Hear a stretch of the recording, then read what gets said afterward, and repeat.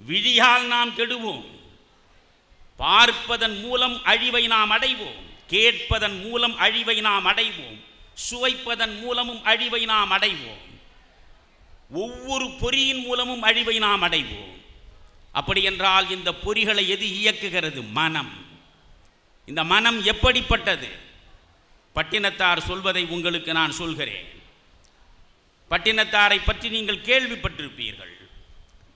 சோழ சக்கரவர்த்திக்கே கடன் கொடுக்கக்கூடிய அளவுக்கு செல்வாக்கு பொருந்தியவனாக, செல்வம் நிறைந்தவனாக விளங்கிய பட்டினத்தார், காதற்ற ஊசி வாராது காணும் கனைவழிக்கே என்ற ஒற்றை வரி தந்த ஞானத்தில் அத்தனை சொத்தையும் துச்சமென தூக்கி எறிந்துவிட்டு கோவணத்தோடு வெளியே வந்து விடுகிறான் பிச்சைக்காரனாக.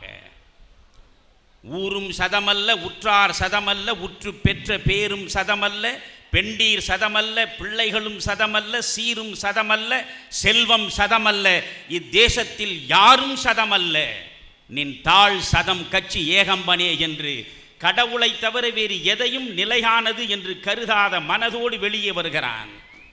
ஆனால் அவனாலும் இந்த மனதை அடக்க முடியவில்லை. மனதை அவ்வளவு எளிதாக நம்மால் அடக்க முடியாது. அதனால் பட்டினத்தார் சொல்கிறார், மனதோடு அவர் பேசுகிறார். இந்த மனதை அவர் என்ன சொல்கிறார் என்பதுதான் முக்கியம். அங்காடி நாய் போல் அலையும் சிறு மனமே என்கிறார். அங்காடி நாய் போல் அலையும் சிறு மனமே என்று பட்டினத்தார் பேசுகிறார்.